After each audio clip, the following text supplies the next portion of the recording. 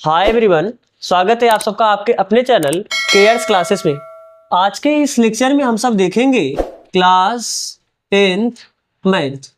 इसके पहले वाले लेक्चर में हम सब प्रश्नावली 12.1 का क्वेश्चन नंबर 6 तक कर चुके थे। आज हमको देखना है क्वेश्चन नंबर 7। क्वेश्चन नंबर 7 में क्या बोला, ध्यान समझना। कोई तंबू एक बेलन के आकार का है जिस पर एक शंकु अध्यारोपित है। कोई एक तंबू है, वो किस आकार का है? बेलनाकार। बेलन कुछ इसी प्रकार का होता है ना, तो बेलन के आकार का है।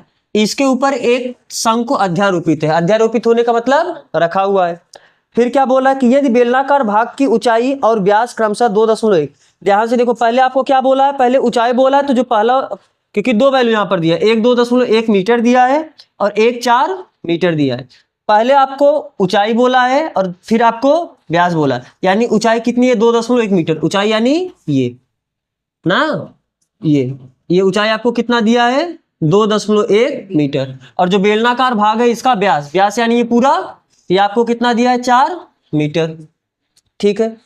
तथा शंकु की तिर्यक ऊंचाई 2.8 मीटर है। ये जो शंकु है, इस शंकु की तिर्यक ऊंचाई यानी ये कितना दिया है? 2.8 मीटर। तो इस तंबू को बनाने में प्रयुक्त कैनवास का क्षेत्रफल ज्ञात कीजिए। साथ ही मतलब कैनवास का मतलब समझ रहे हो, यानी कपड़ा। एक तरीके से समझ लो, ये जो तंबू बना रहे हो, इस तंबू को बनाने में कपड़ा कितना लगेगा? एक तो इसके वक्र पृष्ठीय क्षेत्रफल को बनाने में लगेगा और प्लस बेलन का वक्र पृष्ठीय क्षेत्रफल बनाने में कपड़ा लगेगा।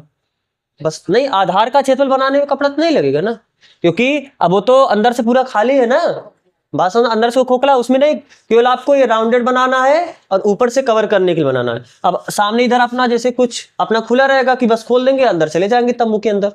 बात समझ आ रहा है? जैसे आप देखो, अक्सर देखते होगे तंबू क्या होता है कि इस तरीके से रहता है, वहां पर आयताकार रहता है ना, लेकिन कहीं कहीं आप देखोगे वो बेलनाकार रहता है। तो ये जो साइड का रहेगा वो बेलनाकार रहेगा और इसको ऊपर ढकने के लिए कोन जैसा बना दिया है। तो कपड़ा नीचे थोड़ा लगेगा, नीचे अपना जाके आदमी बैठे। यारे इसके अंदर जब आप जाओगे तो फर्श मिलेगा ना, फर्श पे कपड़ा नहीं लगा है, फर्श पे अपना कुर्सी में लगा के बैठो। ठीक है, चलो। तो फिर इसमें क्या बोला है, आपको पूरा क्षेत्रफल, ठीक, तो क्षेत्रफल बता लोगे आप। साथ ही 500 रुपए प्रति मीटर स्क्वायर की दर से, किस दर से? 500 रुपए प्रति मीटर स्क्वायर, यानी हर मीटर स्क्वायर पे कितना खर्च आ रहा है? 500 रुपए का दर से इसमें प्रयुक्त कैनवास की लागत ज्ञात कीजिए। ध्यान दीजिए कि तंबू के आधार को कैनवास से नहीं ढका जाता है। आपको ध्यान रखना है। देखो सवाल में हिंट भी दे दिया, नहीं देता तो भी आपको मान के चलना है कि जो तंबू का आधार है इसको कैनवास यानी जो कपड़ा आप बना रहे हो। सबसे पहले हम क्या निकालते हैं? जो आपका पूरा तंबू का मतलब केवल इतना पार्ट, ये भी पार्ट, ये पूरा पार्ट तंबू है। तंबू का मतलब ऊपर वाला भी पार्ट तंबू है, ये भी जो चारों तरफ का पार्ट है ये भी तंबू है। तो पूरे तंबू को बनाने में जितना कैनवास लगा है, हमको पूरा क्षेत्रफल निकालना है। तो उसके पहले सबसे पहले तंबू को बनाने में जो शंक्वाकार भाग है, इसकी सब कुछ बता दे। क्या होता है? पाई आर एल। बोलो इसका क्षेत्रफल। अरे केवल वक्र पृष्ठीय क्षेत्रफल नहीं तो चाहिए, वक्र पृष्ठीय क्षेत्रफल का फार्मूला पाई आर एल। एल तो दे दिया है, जितना रेडियस इसका इतना होगा वही रेडियस इसका भी होगा। तो रेडियस भी आपको पता है। तो सबसे पहले हम बेलन के लिए बात कर ले। दिया है बेलनाकार भाग की ऊंचाई। बेलनाकार भाग की ऊंचाई यानी h बोल दे या h1 बोल दे, दो चीज है ना, तो इसको हम 1 बोल दे रहे हैं, इसके लिए 2 बोल दे। ऊंचाई कितना दिया आपको? 2.1 मीटर। बेलनाकार भाग की त्रिज्या कितनी दी है? अच्छा, सबसे पहले आपको व्यास दिया है, तो पहले आप लिख दो व्यास। बेलनाकार भाग की व्यास कितना दिया है? 4 मीटर। तो हम यहां से त्रिज्या निकाल सकते हैं। दिस इंप्लाइज दैट बेलनाकार भाग की त्रिज्या कितनी हो जाएगी? 4 मीटर बटे 2 यानी 2 मीटर। और एक काम करो, इसको हम ऐसे लिख दे R1। ठीक है, तो हो गया। इसके लिए तो बस अब शंकु का बात करो। शंक्वाकार भाग की तिर्यक ऊंचाई को L बोल दे। और L बराबर कितना दिए? 2 दशमलव सब दिया है, कुछ सोचना नहीं है। शंक्वाकार भाग की त्रिज्या तो दोनों का सेम होगा। तो अगर इसका त्रिज्या 2 मीटर है तो इसकी भी त्रिज्या कितनी होगी? 2 ही मीटर होगी। तो बस तंबू को बनाने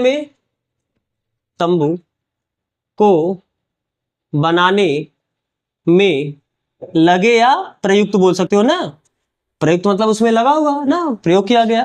तंबू को बनाने में प्रयुक्त कैनवास का क्षेत्रफल, कैनवास यानी वही कपड़ा ना, तो कितना हो जाएगा? ये जो शंकु ऊपर है उसका वक्रपृष्ठीय क्षेत्रफल, शंक्वाकार भाग का वक्रपृष्ठीय क्षेत्रफल, शंक्वाकार भाग की वक्र पृष्ठीय क्षेत्रफल, और प्लस ये जो बेलनाकार भाग है इसका भी वक्र पृष्ठीय क्षेत्रफल ना, बेलनाकार भाग की वक्र पृष्ठीय क्षेत्रफल। ठीक, बताओ। तो शंक्वाकार भाग का वक्र, शंकु का कितना होता है? पाई आर एल, प्लस बेलनाकार भाग की वक्र पृष्ठीय क्षेत्रफल कितना होगा? 2 पाई आर एच। तो बताओ, पाई की वैल्यू 22 बटे, रेडियस कितना दिया है? 4 मीटर, सॉरी रेडियस, ये पूरा व्यास 4 है तो रेडियस कितना हो जाएगा यहां से यहां तक? केवल 2 मीटर। 2 गुणे एल कितना दिया है? 2.8, प्लस 2 गुणे पाई की वैल्यू 22 बटे 7, रेडियस वही 2 है, और ऊंचाई कितना दिया आपको? 2.1 मीटर। तो 7 7 28 और 7 त्रिक 21, तो यहाँ पर 22 गुना 44 हुआ, और गुणे 0.4 बचा, प्लस 22 गुना, और यहाँ पर 3 दूनी 6, यानी गुणे 0.6। तो एक काम करें, 44 कामन ले ले, तो 44 कामन लोगे 0.4 बचेगा, और यहाँ से 0.6 बचेगा ना, तो 44 0.4 में 0.6 जोड़ोगे 1 आ जाएगा। बोलो, 0.6 0.4 मिलके 1 हो जाएगा ना? नहीं समझ, इधर देखो, 0.4 0.6, 6 4 10 की 0 हाथ से लगा 1 1 1.0 यानी 1 ही, 1 का गुणा करो कोई फर्क नहीं पड़ेगा, यानी कितना आ जाएगा? 44। लेकिन क्या सेंटीमीटर नहीं, यहाँ पर सब कुछ मीटर में दिया है, यानी ये कितना आ जाएगा? मीटर। ये आपका आंसर है? बिल्कुल नहीं। आपसे क्या पूछा? ये तो क्वेश्चन में 2 पार्ट पूछा है ना, एक जो कैनवास लगा है उसका क्षेत्रफल, तो कैनवास का क्षेत्रफल 44 हुआ। अब साथ में बोला है कि 500 रुपए प्रति मीटर स्क्वायर के दर से खर्चा कितना आएगा, यानी 500 रुपए प्रति मीटर स्क्वायर का मतलब हर मीटर स्क्वायर पे खर्चा कितना है? 500, और टोटल बन कितना रहा है? 44 मीटर स्क्वायर। तो 44 मीटर स्क्वायर का खर्चा निकालने के लिए बस 500 का गुणा कर दो। तो पहले आप इतना कॉपी करो, फिर हम इसके आगे सॉल्व करें। तो आप ये कॉपी कर चुके होगे। चलो अब क्या लिखोगे? सीधा 500 रुपए प्रति मीटर स्क्वायर की दर से 44 मीटर स्क्वायर पर खर्च कितना आ जाएगा? 500 गुणे 44, तो कितना आ जाएगा? 4 5 20 की 0 हासिल लगा दो, 4 5 20 2 22, और 2 0 यहाँ पर है, यानी 22,000 रुपए। बात समझ आ रहा है ना? तो इस बात का मतलब क्या होता है, आप नीचे में कमेंट करके लिख देना क्या, कि अतः तंबू को बनाने में प्रयुक्त कैनवास का क्षेत्रफल कितना आया है? 44 मीटर स्क्वायर होगा, तथा इस पर आया लागत या खर्च कितना होगा? 22,000 रुपए होगा। ठीक है? यस। चलो तो आप ये भी कॉपी कर लो, फिर इसके आगे हम लोग अब अगला क्वेश्चन करें। Question number 8। क्वेश्चन नंबर 8 में क्या बोला है? ऊंचाई 2.4 सेंटीमीटर और व्यास 1.4 सेंटीमीटर वाले एक ठोस बेलन में इसी ऊंचाई और इसी व्यास वाला एक शंक्वाकार खोल काट लिया जाता है। शेष बचे ठोस का निकटतम वर्ग सेंटीमीटर तक पृष्ठीय क्षेत्रफल ज्ञात कीजिए। सवाल समझ में आ रहा है ना? सवाल में क्या बोला कि जैसे ध्यान से इधर सुनना, एक 2.4 सेंटीमीटर और व्यास 1.4 सेंटीमीटर वाले एक ठोस बेलन, एक आपका बेलन है, इस तरीके से क्या है? एक आपका बेलन है। इस बेलन के लिए क्या बोला है? इसकी ऊंचाई कितनी है? 2.4 सेंटीमीटर और व्यास 1.4 सेंटीमीटर। इसका जो व्यास है, ये व्यास कितना है? 1.4 सेंटीमीटर। ये ठोस बेलन का मतलब अंदर से पूरी तरीके से क्या हुआ है, भरा हुआ है ना, अंदर से बिल्कुल एकदम, ये एकदम सॉलिड एकदम अंदर से भरा हुआ है, ठीक है। फिर क्या बोल रहा है इसमें, इस बेलन में से इसी ऊंचाई और इसी व्यास वाला एक शंक्वाकार खोल काट लिया जाता है। यही जो बेलन है इसमें से हम एक कोन काटते हैं ना, चारों तरफ से एक कोन, लेकिन उस कोन का ऊंचाई उतना ही होना चाहिए और व्यास वही होना चाहिए। तो यानी कुछ इस तरीके से इतना पार्ट हमने क्या किया, इतना कटिंग करके पूरा बाहर ले लिया। बात समझ में आ रहा है ना, तो ठीक है। अब बताओ फिर क्या बोला है, शेष बचे ठोस का निकटतम वर्ग सेंटीमीटर तक पृष्ठीय क्षेत्रफल ज्ञात कीजिए। अब ये जो आपको ये ठोस बचा है, इस ठोस का आपको क्या बताना है, कुल पृष्ठीय क्षेत्रफल। तो आप कितना देखोगे, कुल पृष्ठीय क्षेत्रफल का जितना आपको दिखाई देगा। अब सीधी सी बात है, एक पूरा बाहर बाहर आपको दिखाई देगा, ये नीचे तो आपको पूरा दिखाई देगा। अरे लगभग यहाँ पर आके एकदम टच कर दिया है ना, लेकिन वहां नीचे से तो कुछ नहीं कटा होगा, आते आते एकदम बेस से टच कर दिया होगा, लेकिन वहां का पार्ट कट के निकला नहीं होगा। यानी आपको बेलन का पूरा वक्र पृष्ठीय क्षेत्रफल दिखा होगा, प्लस आपको ये भी पूरा दिख रहा होगा, और साथ ऊपर वाला क्षेत्रफल दिखेगा, वो तो कट के बाहर आ गया ना। और ये अब यानी आपको केवल ये शंकु का वक्र पृष्ठीय क्षेत्रफल दिख रहा होगा। बात समझ में आया कि नहीं समझ आया, तो हो गया काम। तो आप पहले लिखो, दिया है, क्या दिया है, बेलन की ऊंचाई, बेलन की ऊंचाई h बराबर कितना, 2.4 सेंटीमीटर। बेलन का व्यास, बेलन का व्यास, बेलन का व्यास कितना दिया है, 1.4 सेंटीमीटर। फार्मूला में व्यास आता है कहीं, त्रिज्या है तो त्रिज्या निकाल लो। तो बेलन, दिस इंप्लाइज दैट बेलन की त्रिज्या, बेलन की त्रिज्या कितनी हो जाएगी, 1.4 सेंटीमीटर बटे 2, यानी 0.7 सेंटी, 14 का ना। ये तो आपने बेलन के लिए निकाला। अब शंकु के लिए बताओ, शंकु की ऊंचाई, शंकु की ऊंचाई कितनी है, शंकु की ऊंचाई h मान ले भाई। अच्छा चलो इसको आप h1 मान लो, इसको आप h2 मान लो। तो क्या शंकु की ऊंचाई उतनी है जितनी बेलन की ऊंचाई है? अरे ये बोला ना, बेलनाकार ऊंचाई के बराबर शंकु की ऊंचाई काटा जाता है। तो यानी इसको भी हम सीधा लिख दें, कितना, 2.4 सेंटीमीटर। तो जब आप क्षेत्रफल निकालोगे तो आपको शंकु का वक्र पृष्ठीय क्षेत्रफल चाहिए। शंकु की वक्र पृष्ठीय क्षेत्रफल का फार्मूला कितना होता है, πr/l। तो हमको रेडियस नहीं मिला, तो रेडियस भी आप लिख लो शंकु की ऊंचाई का। फिलहाल कोई काम ही नहीं था, लेकिन काम है ये निकालने में, तिर्यक ऊंचाई निकालने में। क्योंकि जब आपको इस शंकु की पूरी ऊंचाई ये पता होगी, शंकु की आपको त्रिज्या पता होगी, तो क्या शंकु की आप तिर्यक ऊंचाई बता सकते हो, नहीं बता सकते हो? तो वहां पर हमको काम आ जाएगा। तो आप लिख दो पहले शंकु की त्रिज्या, शंकु की त्रिज्या वही होगी जो बेलन की त्रिज्या होगी, और यानी 0.7। हम इसको बोल दे ऐसे r2, इसकी त्रिज्या को आप r1 बोल दो और इसकी त्रिज्या को आप r2। तो ये कितना आ जाएगा, 0.7 सेंटीमीटर। अब तिर्यक ऊंचाई निकल जाएगा। तो शंकु, या पहले मान लो, माना, क्योंकि ये दिया नहीं है ना, इसको अपने मन से मानना पड़ेगा। माना शंकु की तिर्यक ऊंचाई, माना शंकु की तिर्यक ऊंचाई कितना, l है। तो दिस इंप्लाइज दैट l बराबर कितना हो जाएगा, अंडर रूट हाइट का स्क्वायर प्लस रेडियस का स्क्वायर, यानी h square plus r square. लेकिन शंकु के लिए आपने 2 माना है, तो h2 का स्क्वायर प्लस r2 का स्क्वायर। कर सकते हो ऐसा ना।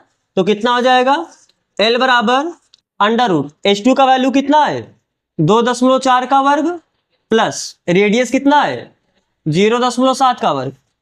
तो यहां से कितना मिलेगा, l बराबर अंडर रूट 24 का वर्ग करो, कितना हो जाएगा, 24 गुणे 24, 4 चौक 16 की 6 हाथ से लगाए, 4 दूनी 8 1 9, 4 दूनी 8, 2 दूनी 4 6, 8 8 16 1 17 की 7 हाथ से लगाए, 576 ना, 576। लेकिन जब 2.4 में 2.4 गुणा करो, दशमलव बाद एक अंक, दशमलव बाद एक अंक, दशमलव बाद कितना आ जाएगा, 2 अंक, प्लस 7 7 49। यहाँ पर भी दशमलव बाद देखो, 0.7 गुणे 0.7 करोगे, दशमलव बाद एक अंक, दशमलव बाद एक अंक, तो दशमलव बाद 2 अंक हो जाएगा। तो इसको 0.4 लिख सकते हैं, ठीक है। अब बताओ ये कितना हो जाएगा यहाँ से, दिस इंप्लाइज दैट l बराबर अंडर रूट 6 6 12, क्योंकि देखो दशमलव बाद दूसरा अंक, दशमलव बाद दूसरे अंक से जुड़ेगा, तो 6 6 12 13 14 15, 6 9 15 ही होगा ना, 15 5 हाथ से लगाए, 7 4 11 11 1 12 कि 2 हाथ से लगाए, 5 1 6, यानी 625। अब देखो इसको आप 2 तरीके से कर सकते हो। फिलहाल आप सीधा ऐसे, क्या 625 बटे 100 कर सकते हैं, अरे दशमलव बाद 2 अंक हटेगा, तो 100 आ जाएगा। अब आपको पता है दिस इंप्लाइज दैट L बराबर 625, 25 50 में 625 होता है, बोलो। और 100 का वर्गमूल निकालो, कितना आ जाएगा 10। तो 25/10 करोगे कितना हो जाएगा, L बराबर 2.5 सेंटीमीटर। आपको जब तिर्यक ऊंचाई मिला है ना, तो बस हमको अब क्षेत्रफल निकालना है, बचा हुआ क्षेत्रफल। तो पहले ये सभी पॉइंट्स हमने कहा, यहाँ पर देखो ये 2.4 हाइट है, रेडियस कितना आ जाएगा 0.7, और तिर्यक ऊंचाई आपको कितना मिला 2.5 सेंटीमीटर। तो पहले आप इतना कॉपी करो, फिर इसे मिटाए। चलो देखो, तो अब जो बचा, क्योंकि जब आप इस बेलनाकार भाग में से शंकु यानी बेलनाकार ठोस में से जो आप शंकुआकार भाग काट के हटाओगे तो बचा ठोस है, उसी का क्षेत्रफल पूछा है ना, तो आप क्या लिखोगे, शेष बचे ठोस, शेष बचे या शेष बचे दोनों एक ही बात है ना, शेष ठोस का पृष्ठीय क्षेत्रफल कितना हो जाएगा, बेलनाकार भाग का पूरा वक्र पृष्ठीय क्षेत्रफल, बेलनाकार भाग की वक्र पृष्ठीय क्षेत्रफल प्लस बेलन का पूरा आधार बचेगा, यानी बेलनाकार भाग के आधार का क्षेत्रफल, और प्लस अब अंदर से आप देखोगे तो आपको शंकु का वक्र पृष्ठीय क्षेत्रफल भी दिखेगा, यानी प्लस शंकु का वक्र पृष्ठीय क्षेत्रफल, वक्र पृष्ठीय क्षेत्रफल। तो बेलनाकार भाग का वक्र पृष्ठीय क्षेत्रफल कितना होता है 2πr/h, और बेलनाकार भाग के आधार का क्षेत्रफल तो πr² ही होगा। शंकु का वक्र पृष्ठीय क्षेत्रफल कितना होता है πrl। तो वैल्यू रखो 2 गुणे पाई के वैल्यू 22/7, रेडियस कितना है 0.7, और ऊंचाई कितनी है 2.4 सेंटीमीटर, प्लस पाई के वैल्यू 22/7, रेडियस कितना है 0.7 का स्क्वायर, प्लस पाई का वैल्यू कितना 22/7 गुणे रेडियस कितना है 0.7, और तिर्यक ऊंचाई कितनी है 2.5। तो आप इसे सरल करो, ये देखो 7 से 7 ये कैंसिल हुआ, यहाँ पर 2 7 होगा, यानी यहाँ पर बचा कितना 22 दूना 44, और यहाँ पर गुणे 0.1 बचेगा।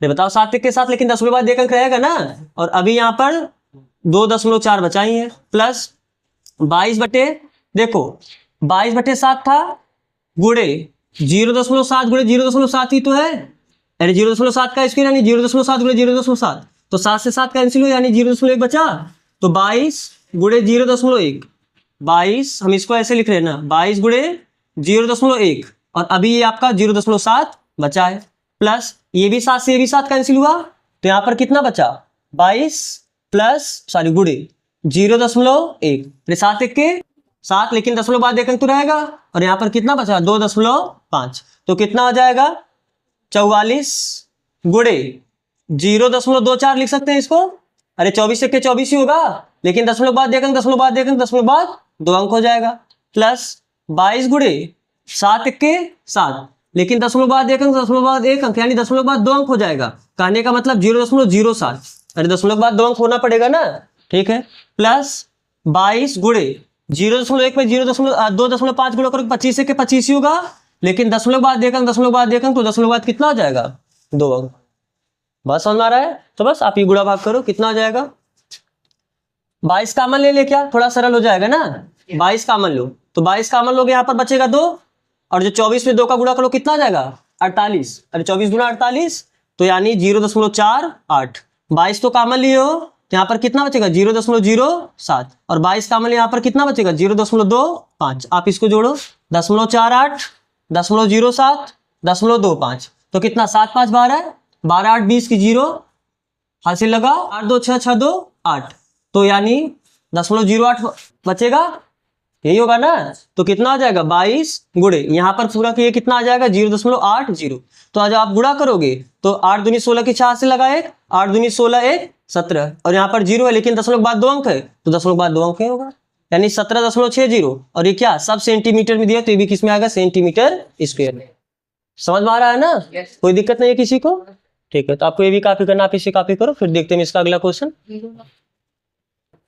क्वेश्चन नंबर 9, क्वेश्चन नंबर 9 में क्या बोला है, लकड़ी के एक ठोस बेलन के प्रत्येक सिरे पर एक अर्धगोला खोदकर निकालते हुए, एक आपका इस तरीके से बेलन है ना, इसके दोनों सिरे से अर्धगोला, यानी दोनों से, इधर से भी अर्धगोला और इधर से भी अर्धगोला खोदकर निकाला जाता है। निकालते हुए एक वस्तु बनाई गई है, जैसा कि इस आकृति में दर्शाया गया है। यदि बेलन की ऊंचाई 10 सेंटीमीटर, ये जो बेलन है इसकी ऊंचाई कितनी है 10 सेंटीमीटर, और आधार की त्रिज्या 3.5 सेंटीमीटर। ये जो आधार है, आधार यानी दोनों साइड के, अगर इधर का त्रिज्या 3.5 सेंटीमीटर होगा, इधर की भी त्रिज्या कितनी होगी 3.5 सेंटीमीटर ही होगी। तो इस वस्तु का संपूर्ण पृष्ठीय क्षेत्रफल ज्ञात कीजिए। आपको क्या बताना, इसका संपूर्ण पृष्ठीय क्षेत्रफल। तो इसका संपूर्ण पृष्ठीय क्षेत्रफल क्या आएगा, आपको देखो एक बेलनाकार भाग का पूरा वक्र पृष्ठीय क्षेत्रफल दिखेगा, ऊपर का क्षेत्रफल नहीं दिख रहा होगा क्योंकि वो उधर से काट लिया गया है। लेकिन जब आप ऊपर से देखोगे तो आपको अर्धगोला दिखेगा, और नीचे से भी तो अर्धगोला काट के निकाला है, यानी ऊपर से अर्धगोले का वक्र पृष्ठीय क्षेत्रफल दिखेगा, और नीचे से जब आप देखोगे तो भी आपको अर्धगोले का वक्र पृष्ठीय क्षेत्रफल दिखेगा। तो पहले आप जो जो दिया उसे लिखो। क्या दिया है, दिया है बेलन की ऊंचाई, बेलन की ऊंचाई, बेलन की ऊंचाई कितनी दी है 10 सेंटीमीटर। फिर इसके दोनों सिरे से अर्धगोला काट के निकाला जाता है, तो अर्धगोले, अच्छा पहले इसकी त्रिज्या भी लिख दो क्योंकि बेलन की त्रिज्या की भी काम होती है ना। तो बेलन की त्रिज्या कितना दिया है 3.5 सेंटीमीटर। अर्धगोले की त्रिज्या, अर्धगोले की त्रिज्या कितनी दी है 3.5 सेंटीमीटर। यहां तक किसी को नहीं दिक्कत है ना, समझ में आ रहा है। अब आपको क्या है, ये जो लकड़ी का पूरा ठोस था बेलनाकार, इसमें से आपने दोनों साइड से क्या किया है अर्धगोला काट के निकाला है। उसके बाद जो बचा है आपका ठोस, बचे ठोस का यानी जो शेष ठोस बचा है उसी का तो कुल पृष्ठीय क्षेत्रफल बताना है। तो आप क्या लिखोगे, बेलनाकार भाग से, बेलनाकार भाग के दोनों सिरे से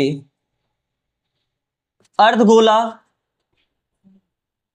काटकर या खोदकर बोला है सवाल में ना, तो आप वही लिखो, अर्धगोला खोदकर निकालने पर शेष बचे ठोस का संपूर्ण पृष्ठीय क्षेत्रफल पूछा है। संपूर्ण पृष्ठीय क्षेत्रफल कितना हो जाएगा, बेलन का वक्र पृष्ठीय क्षेत्रफल, बेलन का वक्र पृष्ठीय क्षेत्रफल प्लस, अब दोनों बार करने से अच्छा आप सीधा से बोल दे 2 गुणे अर्धगोले का वक्र पृष्ठीय क्षेत्रफल, अर्धगोले का वक्र पृष्ठीय क्षेत्रफल बोल सकते हो ऐसा ना। तो कितना आ जाएगा, बेलन का वक्र पृष्ठीय क्षेत्रफल कितना होता है 2 पाई आर एच, 2 गुणे अर्धगोले का वक्र पृष्ठीय क्षेत्रफल कितना होता है 2 पाई आर स्क्वायर। तो बस वैल्यू रखो, 2 गुणे पाई का वैल्यू 22 बटे रेडियस कितना दिया है 3.5 और हाइट कितना दिया है 10 सेंटीमीटर, प्लस 2 गुणे पाई, पाई का वैल्यू 22 बटे 7 गुणे रेडियस का स्क्वायर, रेडियस कितना दिया है स्क्वायर है तो 3.5 गुणे 3.5 लिख दे, कोई दिक्कत यहाँ पर नहीं है ना।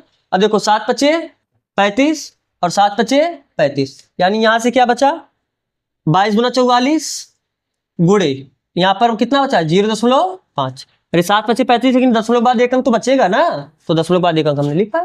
ठीक है, यहां से कितना बचेगा 22 गुना 44, यहां से भी होगा गुणे, देखो यहां से 2 बचा है और 5 दूनी, बात समझ आ रहा है। हम 44 ही क्यों लिखे, क्योंकि इधर 44 मिला हम कॉमन लेने के चक्कर में ना, तो 2 गुणे 22 ये 44 आपका बचा, इसको वैसे लिखिए, यहाँ पर 2 बचा, यहाँ पर 5। तो जब आप 10.5 में 2 का गुणा करोगे 5 दूनी 10 आएगा, लेकिन 10 बाद एक अंक यानी 1 बचेगा, 1 ही बचेगा।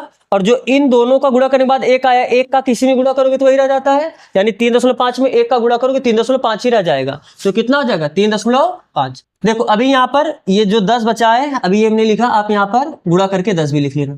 तो ये कितना आ जाएगा, जब आप 44 कॉमन लोगे यहाँ से, तो देखो 10.5 में जब 10 का गुणा करोगे 10 पचे 50 आएगा, 10 बाद एक अंक है तो 1 अंक, यानी यहाँ से कितना बचा 5, और यहाँ पर कितना बचा 3.5। अरे जब 44 कॉमन लोगे 3.5 बचेगा ना, तो जोड़ो 5 3 8, 8.5 आया, तो गुणा करो कितना आ जाएगा, आपको 85 में 44 का गुणा करना है, तो 4 पच्चे 20 की 0 हासिल लगा दो, 8 चौक 32, 32 2 34, तो यानी ये भी 340 हो जाएगा, 0 4 7 3। लेकिन देखो 10 बाद एक अंक है, 10 बाद एक अंक लगाओगे यानी कितना आ जाएगा 374.0, बाद में 0 लिखने का कोई मतलब है नहीं, इतना सेंटीमीटर स्क्वायर।